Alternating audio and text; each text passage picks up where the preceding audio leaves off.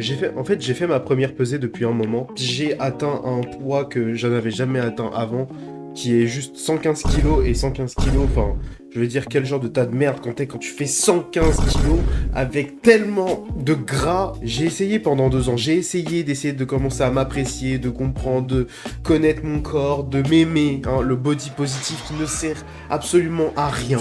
Voilà, ça ne sert à rien à part à t'enfoncer. Tous les gens qui sont autour de toi, là, comme ça, en train de te dire tous les jours, mais non, ça va, t'es pas si gros, non, mais pas si, t'es pas ça. Mais en fait, plus on te le dit, plus t'y crois. Et plus t'y crois, en fait, moins ta situation est grave et plus tu en prends, en fait. Ça sert à rien de s'aimer quand tu sais que ça va pas. Vraiment, ce qui est chiant avec ça, c'est vraiment... En fait, plus tu grossis, plus t'es en mode... oh, ça va, je perds 10 kilos et je serai à 90. 4 mois après, oh, ça va, je perds 10 kilos et je suis à 100. Ça va, tranquille. Ah ouais. Parce qu'avant, je me disais, genre, ouais, ça va, si je perds 15 kilos, ça va, je redescends à 90, tu vois, moi, je serais bien. Ah bah frérot, là, juste fais force. Si je fais 100 kilos, c'est déjà un miracle. Hein. Y a rien qui va quand t'es gros. Parce que, en fait, tu peux dire, ouais, mais moi j'aime les mecs un peu gros. Oui, mais en fait, quand t'es un peu gros, t'as déjà enclenché le processus de continuer et de plus en plus. Y a pas de. Ah, tu Y vas a pas finir obèse. Ouais, il n'y a pas de cheminement en fait dans lequel tu restes juste un peu gros. Le body positif, il a été créé pour les gens qui sont faibles. Et ça, je l'aurais jamais dit avant de connaître le concept, tout simplement parce que je le connaissais pas. Je dis jamais rien sans connaître quelque chose. Mais alors là, je pense que c'était une bonne idée à la base, mais que ça a été détourné de façon mais ignoble. C'est ignoble comme concept. J'ai vraiment ce problème, c'est que c'est même là en fait, j'ai mon retour caméra là, comment je peux pas m'empêcher de me regarder et de me dire mais ce que vous avez là à la caméra, c'est vraiment tout ce que j'aurais jamais voulu être, tout simplement. Je peux comprendre que la technique de ne pas s'aimer, de se détester, ça ne marche pas pour tout le monde. Mais au bout d'un moment, faut changer en fait, faut changer. Et si t'aimer ça ne marche pas, au bout d'un moment, faut qu'on te foute un putain de coup de pied au cul pour te dire bouge ton cul, bouge-le, fais les choses. Par contre, une fois que t'auras fait les efforts, et je dis pas d'avoir réussi, je dis que au moment où il y aura des actes, des choses qui seront faites pour t'améliorer, là, à partir de là, on te félicite. Et bien sûr, parce que tout travail mérite récompense. Quand on sait qu'on doit changer, quand on sait qu'on doit faire des efforts, pourquoi accepter de rester une merde, en fait, quand on sait qu'on a le pouvoir de le changer? Et dis-toi que même quand je sortais du magasin avec le sucre, je le cachais, parce que j'avais honte. Alors que les gens, ils s'en battent les couilles Ah que j'ai oui. du sucre dans les mains. Mais en fait, c'est... Tout le monde est woke maintenant. Tout le monde est woke. Non, non, en fait, je me cachais, mais de moi-même, tu sais, je me disais, mais en fait, j'ai pas envie qu'on me voit comme ça, tu vois. D'être aussi faible. Être aussi faible mentalement, genre, c'était une faiblesse envers moi-même, tu vois. T'as pas envie que les gens te voient comme ça, sauf que frérot, ok, tu les caches, mais une fois que c'est dans ton bide, ça se voit après, hein. Ouais, ça devient dur à casser, ouais. La santé, c'est le plus important, que ce soit mental ou physique.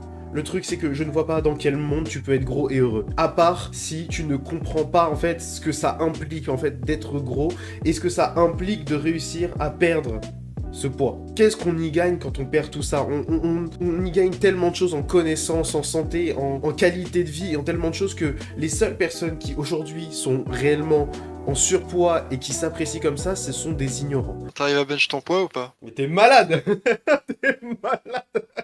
Je suis à 105. Il me manque 10 kilos sur la barre pour peser mon... Ah ouais, Pour, pour soulever mon poids. Frérot, nickel. rien que me lever, c'est un effort, frérot, après avoir mangé. Alors bon. Je suis là, la dernière fois, j'étais au restaurant, et ma mère, elle voulait prendre une photo de moi avec ma copine, tu vois. Et elle me dit, ouais, mais attends, changez de place, comme ça, je vous prends photo comme ça. Je fais, attends, on vient de bouffer. on vient, on vient de Mais tu bouffer, peux là. bouger. Tu veux que je me lève pour aller sur une autre chaise? Abuse. Ils savent pas ce que ça fait en fait d'avoir le contrôle sur soi, le contrôle de son appétit, le contrôle de ses hormones, le contrôle sur quand je veux m'endormir, je m'endors et quand je me réveille et j'ai pas de problème de ah j'arrive pas à me réveiller, oh je sais pas quoi. Non en fait quand on apprend à perdre du poids ou même à prendre du poids, et c'est ce qui m'est arrivé un jour, ce n'est pas seulement une question de poids, c'est une question de santé, de connaissance et de comprendre en fait comment le corps humain fonctionne. Parce qu'il y a des gars, ils sont contents d'être skinny. Ils sont contents. Mais à quoi ça sert d'être skinny si c'est pour être skinny fat? Parce que du coup, t'es pire qu'un gros parce qu'en fait, moi, autant, tu vois, quand je mange, je sais que c'est pas bien et du coup, derrière, j'essaie de faire des efforts parce que ça se voit sur mon physique.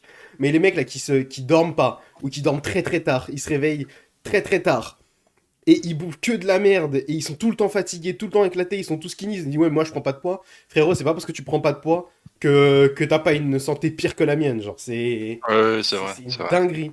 Et là, aujourd'hui, en écoutant cette phase de body positive là, pendant 2 ans, après l'avoir écouté tellement de fois, essayer de la comprendre et tout ça, le seul point au final où je me retrouve avec ça, c'est que je fais 115 kilos et qu'aujourd'hui, je suis malheureux. Cette période de ma vie, en fait, ça fait 2 ans que je suis rentré réellement dans la vie active, comme beaucoup de gens. Et comme beaucoup de gens, j'ai connu ce que ça fait d'être au travail, tout simplement. Être au travail et devoir taffer dur, le stress, le fait de plus avoir d'argent, de que même quand on a de l'argent, on a quelque chose à payer. Quand on n'a plus rien à payer, il y a toujours quelque chose d'autre à payer et de toujours galérer à finir le mois. Ça fait partie, en fait, je pense, des causes principales, en fait, pour lesquelles je suis redevenu gros, tout simplement. Et je m'en souviens, ce qui m'a fait démarrer le processus, c'est quand j'étais à fond dans le sport et tout, et qu'au final, quand j'ai voulu rentrer à l'armée, on m'a dit non. On m'a dit non parce Ah. que psychologique, et du coup, je me dis, mais à quoi ça sert d'être.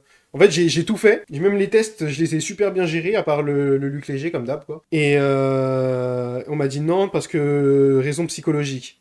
J'ai fait, t'as bien raison, parce qu'après, j'ai fait une mini déprime et je suis redevenu obèse. J'ai fait une mini déprime et je suis redevenu obèse direct. Il n'y a même pas eu de discussion. J'ai eu une phase où j'ai juste recommencé à manger et je me suis dit c'est pas grave. En fait le truc c'est que j'aurais dû me rendre compte plus tôt que cette situation était due au stress, au taf et à beaucoup de choses, mais j'aurais pas dû perdre le contrôle comme ça en me disant que ça allait. Parce qu'en fait en ayant perdu le contrôle comme ça, la chose que ça m'a fait perdre c'est ma passion. Car j'en ai plus la force, mais littéralement. Je peux plus voyager, je peux plus courir, je peux plus faire réellement du sport à haute intensité parce que je sens que mon corps il y arrive plus. Il y arrive pas, il a pas l'énergie, il a pas le carburant nécessaire parce que je lui apporte pas les bonnes choses et vraiment, je ne peux même plus m'habiller. Moi qui adorais le faire en fait avant, m'habiller mais réellement faire les choses que j'aimais, je ne peux plus le faire. Je sais plus quoi, mais là, avant je pouvais fermer mes chemises, maintenant je suis obligé de les laisser ouvertes. En vrai, il y en a encore certaines que je peux encore fermer, mais là je vais les garder ouvertes histoire d'être à l'aise.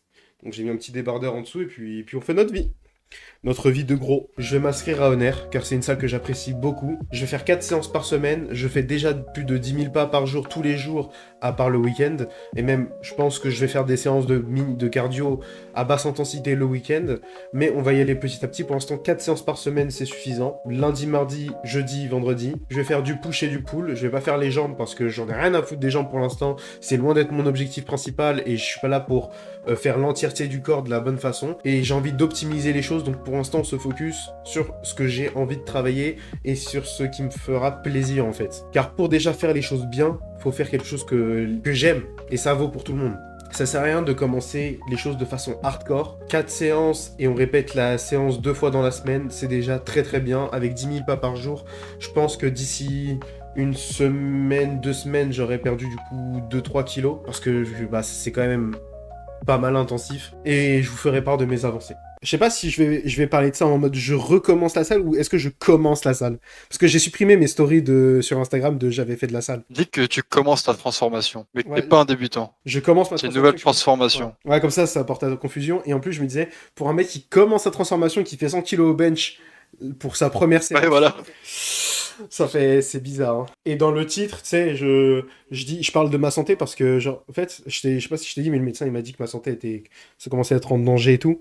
Justement, tu sais, le titre, le premier titre, c'est quoi? C'est « Je suis en danger, je commence ma transformation, tu sais. Je suis en danger. » Le médecin m'a dit que je suis en danger, alors je me transforme. Et là, t'as Thibaut Inchep qui réacte. Bon, là, t'as tout gagné, gros. Carrément, dans l'intro, tu le dis en micro, tu dis. Après le médecin, ma santé est en danger. Donc je commence ma transformation. Thibaut Inchep, tag moi. Il t'envoie 3 packs de whey. Ma santé est en danger, je commence ma transformation et genre je sais pas, je mets un truc, tu sais, j'accentue le truc dans la vidéo pour pas lui dire que c'est fini d'être une merde, tu vois. Genre être une merde dans la... Ouais, voilà. Parce que j'ai vraiment envie de faire ça parce qu'en fait, ce truc de plus vouloir être mauvais, tu sais, ce truc qu'on a toujours eu toi et moi, au début, c'est surtout toi, tu me l'as transmis, même si j'étais comme ça aussi un peu au début, mais vu que j'étais une merde au début, forcément, j'ai envie de l'inculquer aux gens parce que les gens ils pourraient kiffer, je